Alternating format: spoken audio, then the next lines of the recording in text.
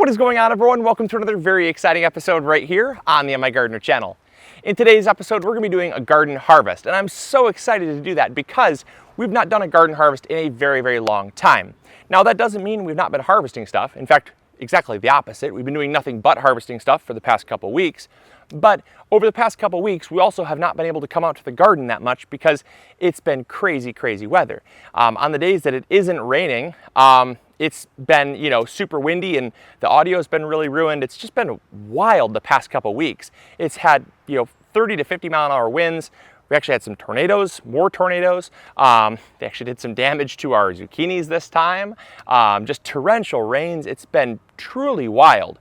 But as always, we are a gardening channel, and this is the nature of a garden, no pun intended. You can't challenge Mother Nature, you can't affect it, so you might as well just adapt and roll with the punches, and that's what we're doing. So I'm very excited to bring you guys along for the first sunny, non-rainy, non-windy, non-tornado-y day that we've had in a while. Check out these cabbages. Aren't these amazing? These are absolutely beautiful.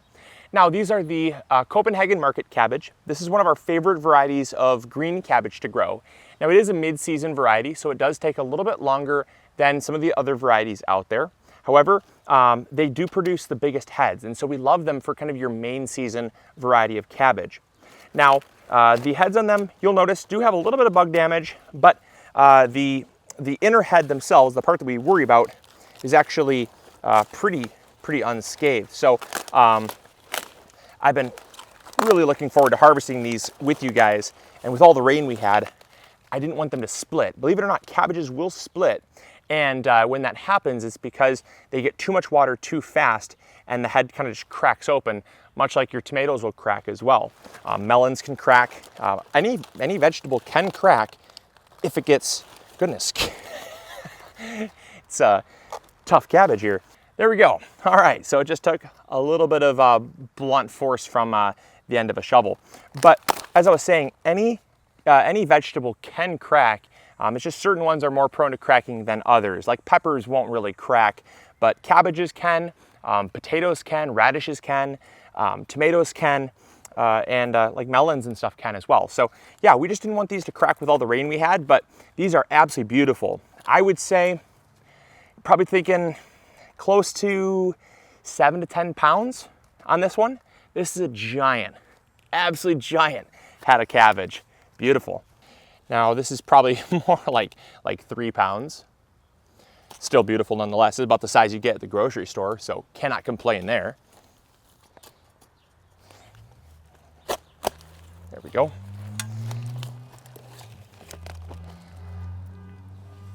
Absolutely stunning.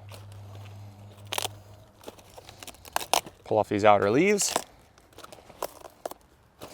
Now, a lot of people ask me, Luke, how do you prevent things from crawling into those inner leaves? Things like earwigs, things like slugs, things like spiders. And the answer is, you don't.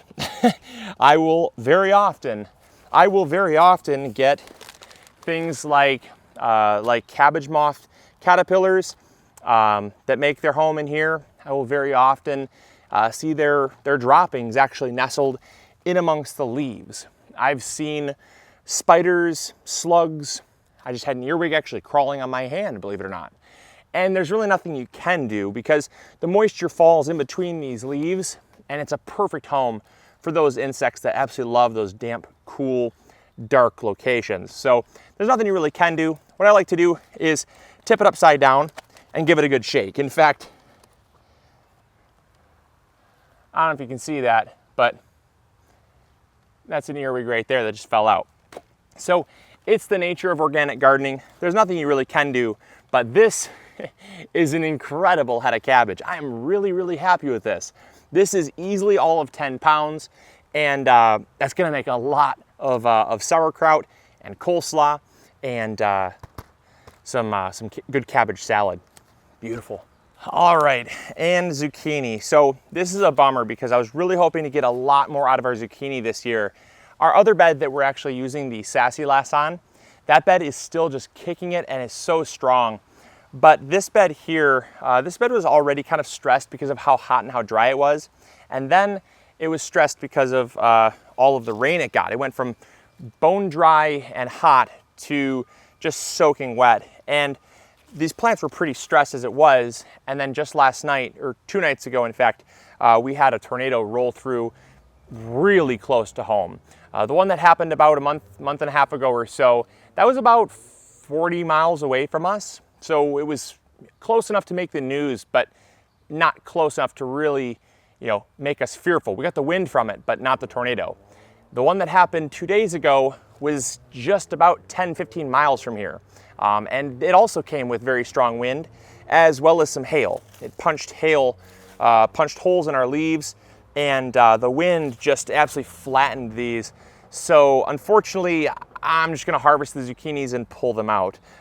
There's really no sense. I mean, they might come back, they might survive, but I can plant some new ones. The nice thing about zucchini are that they grow so fast that you can plant a fall harvest of zucchini, and oftentimes we find that there's way less pest pressure on them, things like squash vine borers and squash bugs and whatnot, because those come earlier in the season. So I'm gonna plant a fall harvest of them, and I'm just gonna pretty much pull these up. But we do have a lot of zucchinis.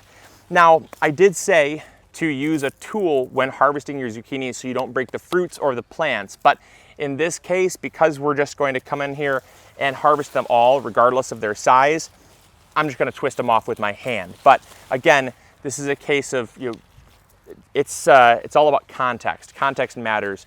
I definitely would recommend using a tool to harvest your zucchini.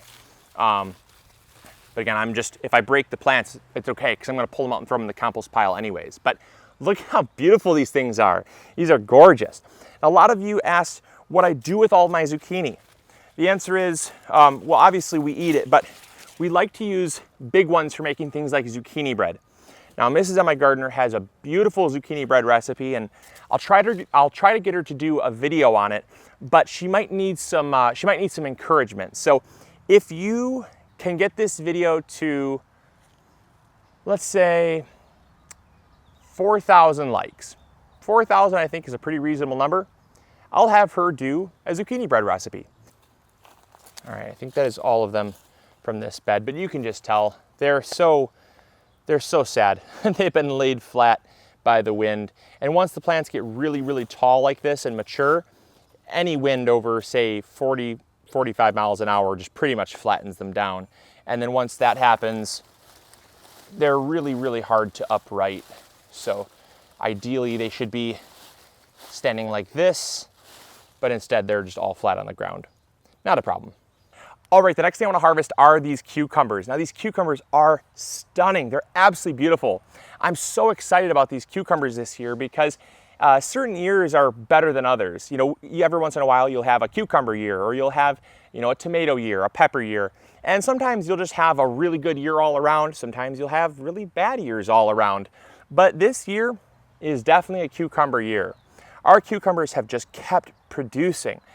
They just keep producing, and we've harvested, I would say, close to 30 to 40 pounds of cucumbers already, and the plants are just loaded right now. So I'm gonna bring you guys in close. I'm gonna try to hold the camera with one hand and harvest with the other, but these are beautiful, you guys. These are absolutely beautiful.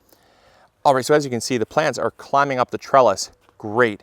They're really taking hold, and I just love to see them growing vertically because it keeps the plants off the ground, helps with things like powdery mildew, helps pests stay away from your fruit as well, but also it really helps to conserve space. There's just so much more space where all of this growth, all of that growth is growing up rather than all along the ground.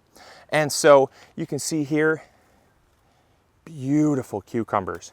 And the shape of the cucumbers is so much more uniform because they can grow down. Gravity kind of just pulls them down very uniformly rather than having them sit on the ground. But I love it. Check it out. This is crazy. There's another one in here. Look at this.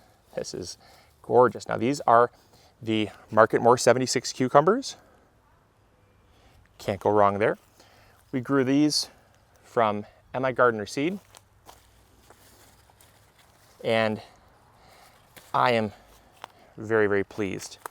We also have a combination of some Boston pickling in here as well, and some Wisconsin SMR. So just kind of all intermixed. We have a lot of different varieties. But one of the things you've got to do is you got to pull the foliage back because, well, there's a Wisconsin SMR that didn't see the light of day for a while and might have gotten a little bit overripe, but it's okay. Oh, here's one down here. Check that out. Oh my gosh. Wow. Now when they get seedy like this, what we like to do is make quick pickles with them. We'll basically cut them and then take out the seeds, because the seeds will be fairly mature in ones like this, and they make really, really good quick pickles. Now we don't pickle them like in a canner. We basically just throw them into a brine, let them sit, and let them soak up the brine in the refrigerator, and we basically make refrigerator pickles. We take out the seeds so that you don't have any hard seeds in every bite, and it basically is just, it's a really easy way to do it. But yeah, these are a perfect size for that.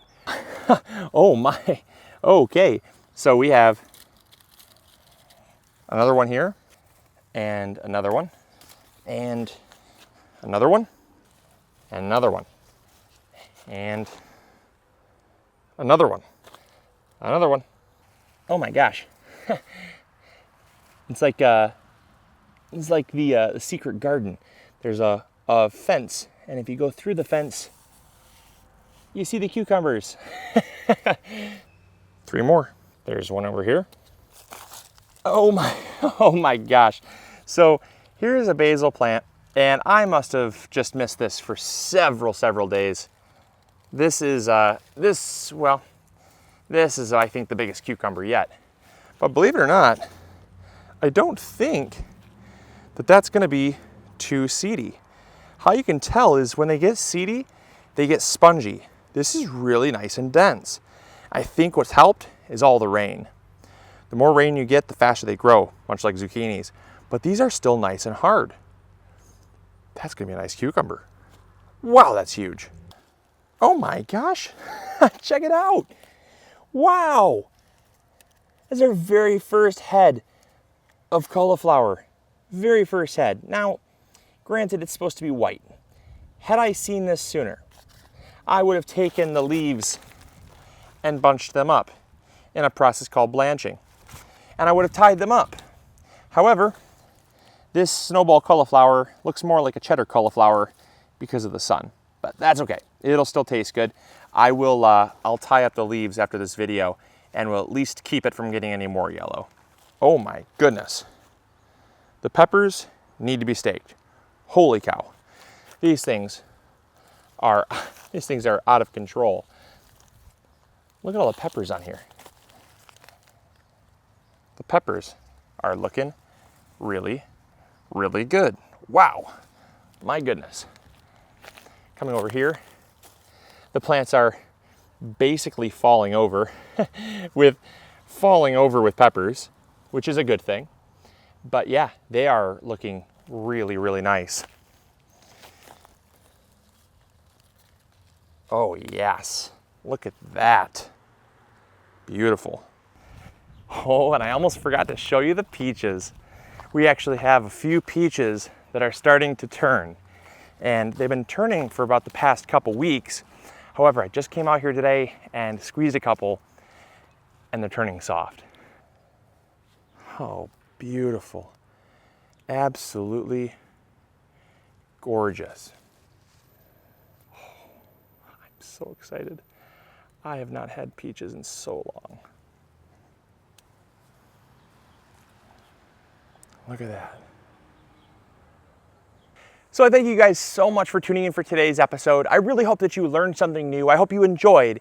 And if you did, make sure to throw a like up there, subscribe if you're not yet already, and we'll catch you all on the next episode. As always, this is Luke from the MIgardener channel, reminding you to grow big or go home, grow some peaches if you're not yet already, and we'll catch you all later.